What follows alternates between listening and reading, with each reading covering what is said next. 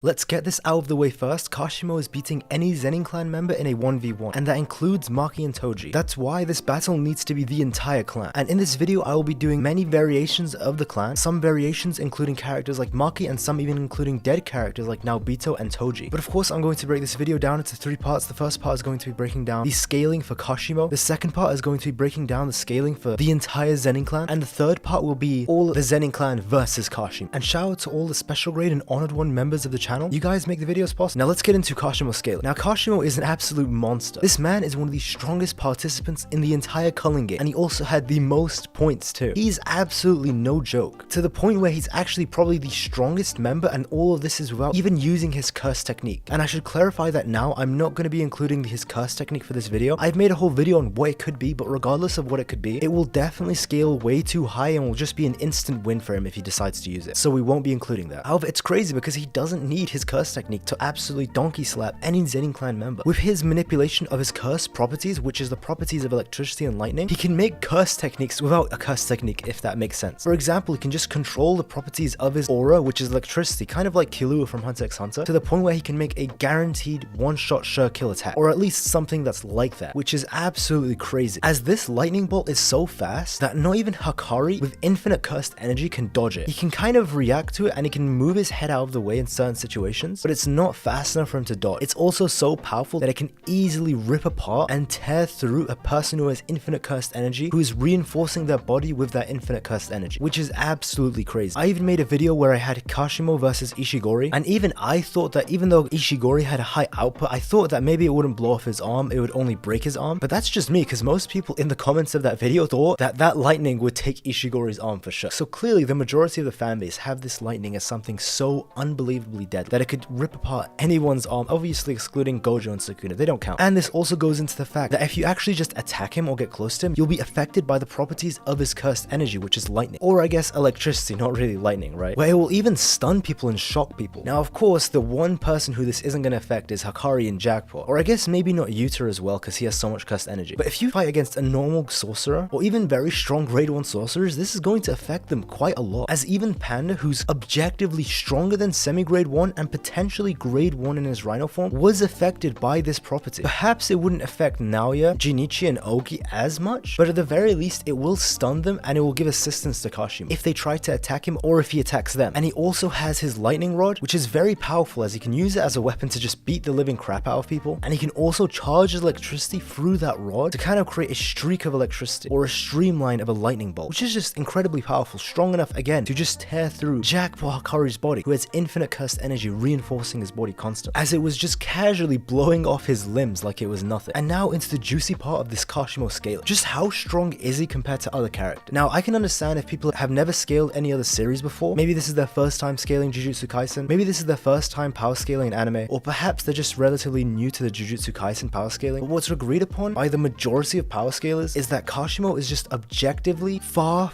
stronger than grade 1, and I mean on a completely different level. The most accurate way to scale the series is the Sukuna fingers, and the reason is because this is the only accurate source of power scaling that exists. It's something that does have a baseline of scaling and that we can measure characters, so yeah, it's kind of the only stick of measure that we can use beside the grading system, which doesn't apply to in this case because the ancient sorcerers are actually too strong to be applied to the system. What it seems to be is that grade 1 sorcerers don't even scale to 3 or 4 fingered Sukuna. Maybe you could make the argument that they could beat 3 fingered Sukuna, and I mean characters like Todo and Nanami and such. Maybe though. At the very least, 4 fingered Sukuna would definitely wipe the floor of any grade 1 sorcerer, and this includes the supreme grade 1 sorcerers. And then as you go up the tiers, you have characters who scale well above this. So we have characters like Maki and Toji, who I will be getting into their scale in their own section, but for now, relatively they could be anywhere from 5 to 8 fingers. And we have characters like Hanami and Jogo, who are anywhere from 6 to 9 fingers, 9 being a very high ball, probably not 9. And then we have characters like Mahoroga, who does scale above this 8-9 fingered Jogo, as he fared much better against Sukuna. Mahoroga would probably be around 11-12 fingers, considering how badly he got bodied by Sukuna, which was a low diff. You could even make the argument that he's only 10 fingers. But the thing about Mahoroga is he can actually beat characters who are stronger than him if these characters happen to be one-trick ponies. And then we also have some incredibly powerful characters like Yuta at full power, who should in theory scale to 15-fingered Sukuna. Now, in my own personal opinion, I do think 15-fingered Sukuna would beat Yuta. This is because of stamina issues, as Yuta can only last 5 minutes at his full power, but there's a lot of reasons for this, such as Yuji, who has a first-hand point of view and also experiences everything and keeps the memories when Sukuna is active. As we saw in Shibuya, he kept all the memories. Yuji actually thought that after seeing base Yuta, who was playing around with him, and partially manifested Rika, that at full power, he actually believed that Yuta could probably kill Sukuna. Now, of course, he doesn't know about the 5 time limit, but it just goes to show you that at the very least, Yuta does scale to 15 fingers. And then we have characters like Ishigori and Udo and Kashimo here, who do scale to Yuta. At the very least, all of these characters individually scale above Yuta and partially manifested Rika, but they scale well below full-powered Yuta, though of course, I actually have Kashimo beating Yuta, even though he's weaker than Yuta, just because Kashimo can last longer and Yuta obviously has a stamina issue. Again, this is not a video about Kashimo versus any of these guys, please don't discuss that here. But the point being, Kashimo probably scales around from anywhere being 12 to 14 fingers, and without his curse technique. If you really want to lowball it, you can just say he's 11 fingers. So that's around where Kashimo scales, and one thing to keep in mind is that the Sukuna fingers seem to be an exponential increase with each finger. So it's not like a 5% increase with each finger, it seems to be exponential, or there seems to be a large increase between each one. So really just think about that. These grade 1 and supreme grade 1 sorcerers who are 3-4 fingered Sukuna level at most versus someone who's lowballing it 11 fingers, and this is an exponential increase between each finger. It's absolutely crazy if you think about it like that. And to really put this into perspective, Panda, who is semi-grade 1 in his gorilla form, literally got no diffed in a couple seconds, and in his rhino form should be grade 1 level, objectively by the way, because if his gorilla form beat a semi-grade 1 like Mekamaru, and his rhino form is said to be his trump and strongest transformation, which he didn't even need to use to beat a semi-grade 1, that rhino form is grade 1, and he not only one-shot it, he one-shot that rhino form in I think in less than a couple seconds. It was probably a second in real time with 0 difficulty, 0 effort, no stamina loss, just nothing. So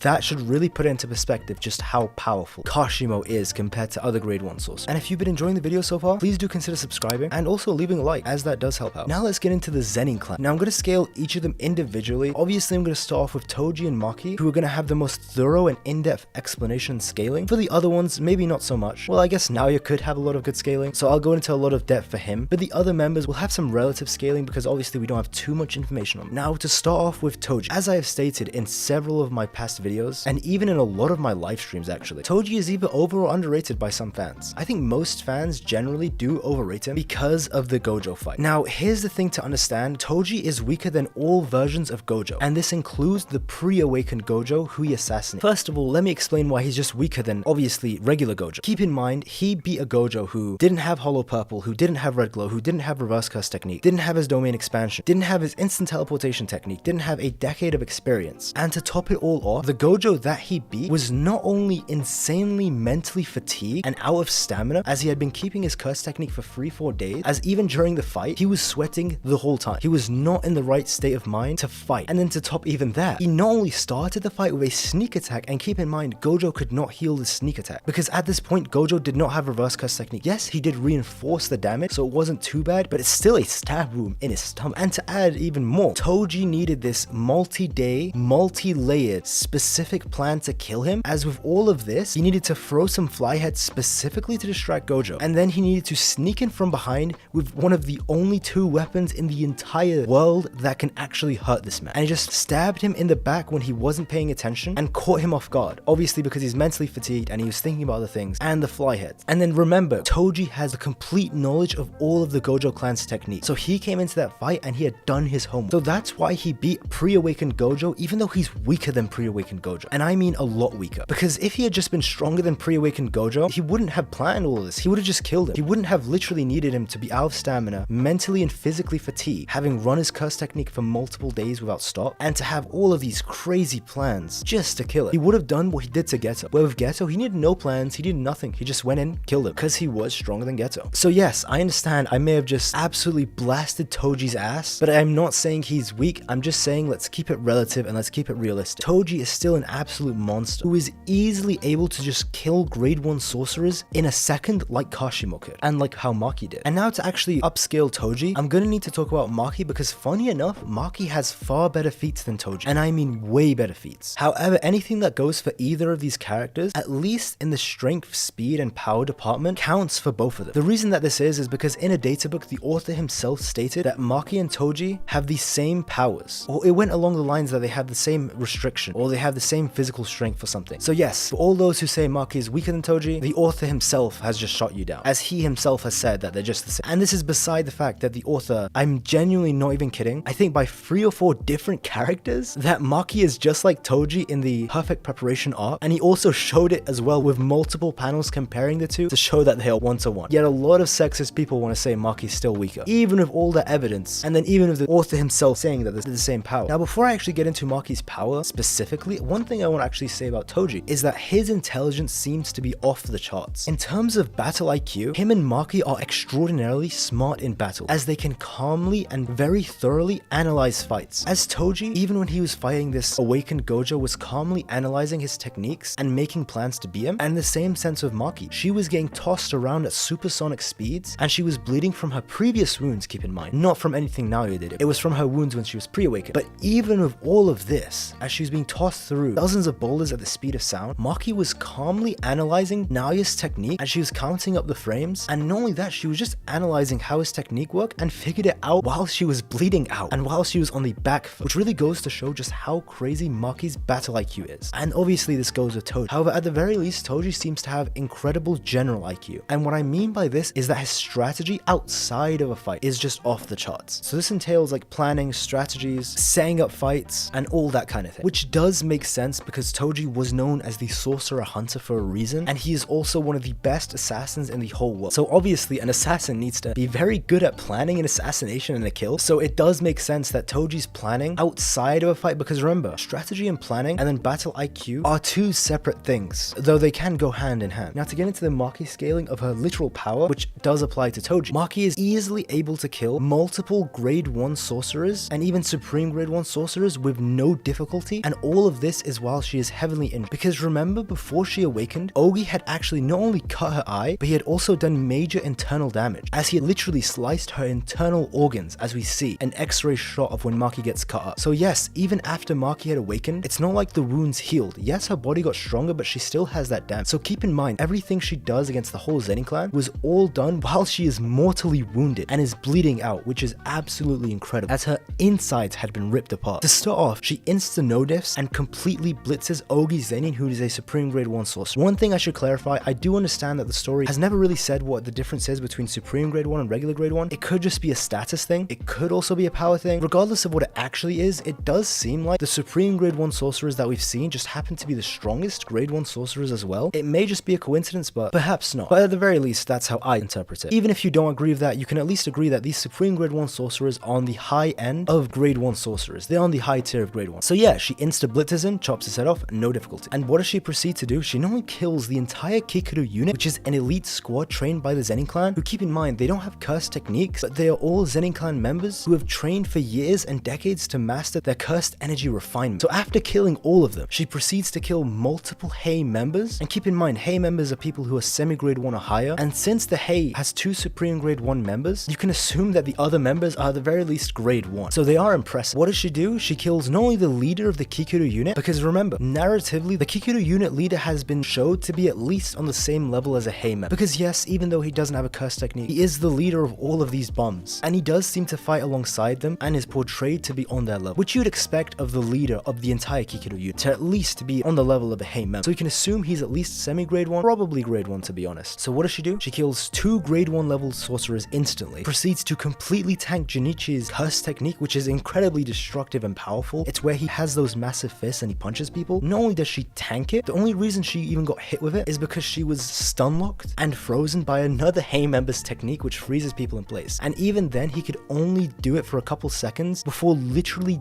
dying trying to hold her back. And after she takes these hits cleanly, by the way, she's not defending against it, she's frozen. We see in the aftermath, in a couple seconds, she's not only uninjured, but she's cut his head off, and also the Hei member who's trying to hold her in place died just from Maki breaking free of his curse tech. So technically, she just killed him without touching him. That's just a new level of disrespect, I can't even lie. And all of this, remember, was all while she was mortally wounded. Though yes, her now stronger body was keeping her together, it doesn't change the fact that the wound did not heal. And this is evident in her fight against Naoya, even though she is far, far stronger than Naoya, and Naoya had no way of damaging her. He had done 0 damage their entire fight just by throwing her around at high speeds and throwing her through these massive boulders or even mini mountains. This was enough to just open up her own wound, as the narrator even says that the reason the Naoya fight was going the way it was because of her wounds when she was pre-awakened that already existed, and she was already bleeding out from them, and she had also just killed multiple grade 1 sorcerers in like a 5-on-1. And get this, even with all of this, she still low diffed Naoya, where he wasn't able to damage her, and she beat him in one punch after easily analyzing and finding out how his curse technique works, which also goes to show just how fast she is to react to a Naoya who had gone beyond supersonic. So everything I just said should apply to Toji as well. There are some people who want to say that Maki is a bit stronger physically because Toji did say a couple times that he was getting rusty and that he wasn't as good as he used to be. This could be meaning a lot of things. To be honest, I actually just take this as that his assassination skills are what is getting rusty, because usually he makes these comments because he couldn't assassinate Gojo in one shot. It doesn't seem to be a strength thing, but more of a skill thing. Keep in mind, Toji is still incredibly skilled, and he also just may have been talking out of his ass too. At the very least, even if you think he's rusty, it doesn't change anything at all, because remember, this is a fight, not an assassination. And now getting into Naoya. Naoya is incredibly powerful. He's a sorcerer who can not only move at supersonic speeds thanks to his curse technique, but even after moving that fast, he can also mess with his opponent's sense of time, or what's more accurate is to say that he messes with their perception of time, because if he taps you and you don't abide to his curse technique's rule of the 24 frames, then you're kind of frozen in place and you turn into a frame, which you don't realize this yourself, but it just makes it seem like Naoya is even faster than his curse technique is already made, which is why several characters such as Noritoshi, Choso, Yuji, and Maki on many occasions, and even Nanami, had said that Naobito and Naoya were not just fast alone, which they definitely were of course, but it was also something more that's making them seem faster than they are. And of course, this is their frames curse technique. Yeah, the curse technique does two things: boosts your speed and also can freeze your opponent in frame if they don't abide to the rules. And we've seen that if you can get stronger, such as Naoya when he was fully realized as a cursed spirit in his God of Death transformation, he was able to make the most of it and even make explosions by freezing the air multiple times and punching it. And with his curse technique, and also kind of because of his cursed body, he can even surpass the speed of Mach 3, which is kind of crazy. So if we're including cursed Naoya, it's gonna be tough. However, as I said in the beginning of the video, Kashimo would absolutely destroy this cursed version of Naoya, even if he has a domain expansion, because Mach 3 has nothing on lightning speed. But I digress, let's continue. Then we have other members of the Hate. We have Tojuro Zenin, who seems to control, it seems to be a rock or earth based curse technique, and it may actually have special properties, as when he hits Maki with it, Nobuaki Zenin was actually surprised that she was able to move after it. Now, whether he meant that it's just a powerful curse technique and he was just surprised she was fine, or maybe it's that it has a special property where it stuns you, regardless, it does seem to be very powerful. And we also have Jinichi Zenin, who's the big eyebrows guy who got absolutely bodied and his head chopped off by Maki. His curse technique is where he can just make multiple massive fists and just punch the ground. It's really like Saitama or like Deku when he full overhaul. It's very visually cool. And we also have Ranta Zenin, who with his curse technique, which has something to do with his eyes, as his eyes glow when he uses it, he can freeze people in place. The only issue is if someone is so much stronger than him, not only can they break out of place, but it would also kill him if he kept forcing his technique to stop them. And then of course we have Megumi Fushiguro, a very strong sorcerer. At the very least, I think he's grade 1 level. I actually have him at Supreme grade 1, the top 5 strongest of all grade 1 sorcerers. That's where I got him. He has a domain expansion, and he has the treasured technique of the Zenin Clan, the 10 Shadows technique. And of course we have Nobuaki. He is the leader of the Kikuru unit, who, as I said before, I think he's at the very least grade 1 level if he's the leader of the entire Kikuru unit. And in this fight, we're going to be including the entire Kikuru unit too. And of course, Ogi Zenin with his Blazing Courage curse technique, which just seems to be a flame-based curse technique. And now Naobito Zenin, who's pretty much just a stronger and more experienced version of Naoya Zenin, as Naoya lacked so much experience as we saw in that Choso fight, and he is also presumably a fair amount stronger too. This is not including the cursed spirit Naoya, by the way. So they're all very, very powerful characters. Oh, and we also have Mai Zenin, before I forget. If it was Awakened Mai, then it's something, but in this case, she's not gonna help too much, just creating one bullet. But that's my scaling for the Zenin clan, quite a powerful clan. Now, how would this go? So in the very first scenario, I'm just gonna put Kashimo in Maki's situation and explain how he would have done. In the second scenario, it's pretty much gonna be Kashimo versus the Zenin clan that Maki fought, plus Maki and Toji, and Naobito, of course. The second scenario is just going to be Kashimo versus every Zenin clan member, at the very least the ones that we saw. So Nobuaki, his Kukuru unit, the members of the Hei that we saw, Megumi and Toji, Mai, Maki, and even Naobito. And in the third situation, I'm going to be including the cursed spirit version of Naoya instead of the actual Naoya, which might be a crazy bout. And in the final situation, I'm gonna give the perfect preparation, if you know what I mean, for the Zenin clan, and if they had perfect teamwork, just how they would fare against Kashimo. And that's gonna make a lot of sense once I explain the first 3 matchups. First matchup is going to be the fastest one. With the scaling that we saw of Kashimo, yeah, he's going to kill the Zenin clan far faster than Maki had done. And I mean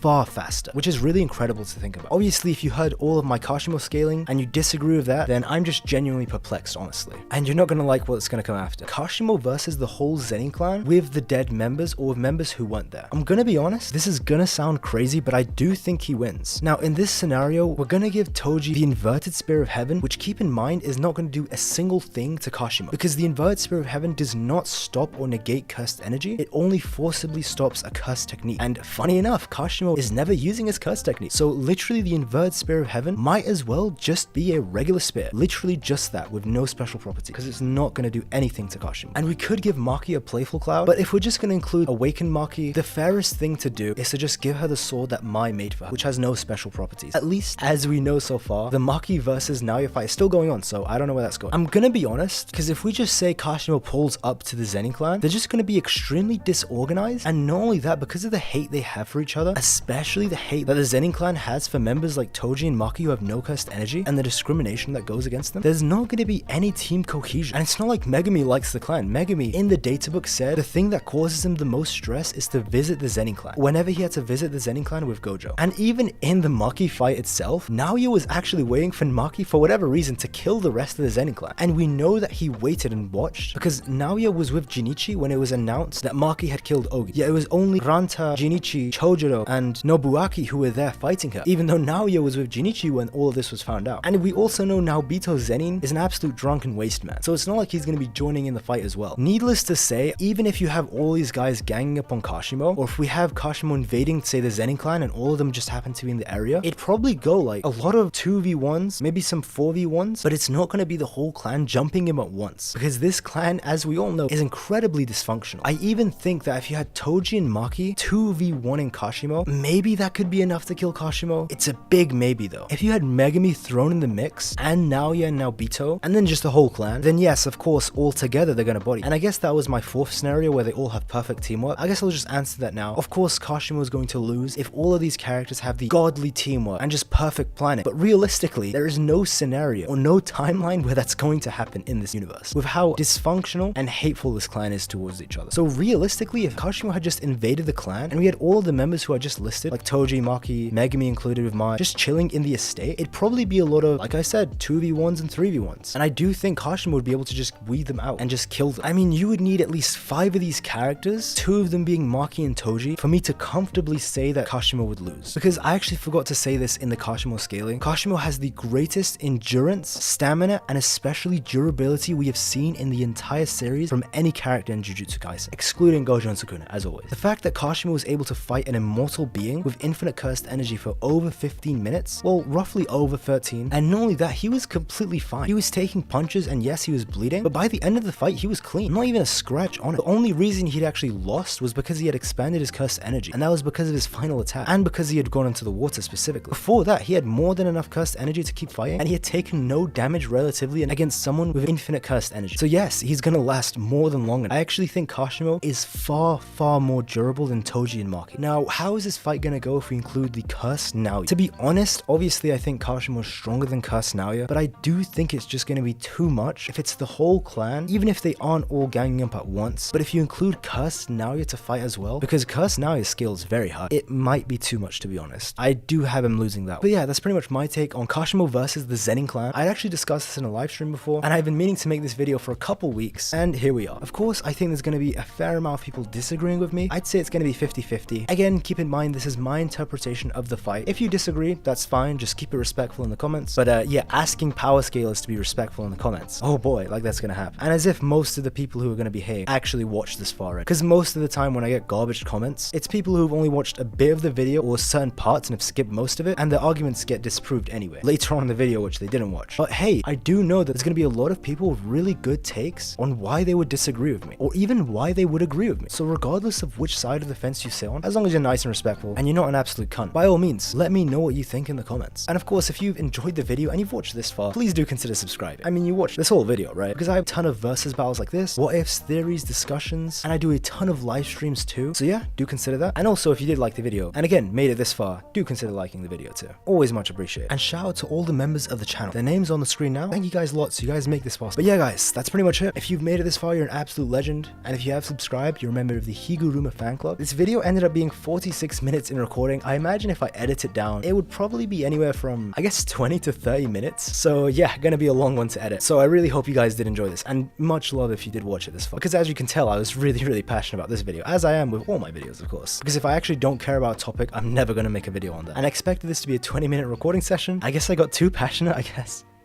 It is what it is. Alright, take care guys. See ya.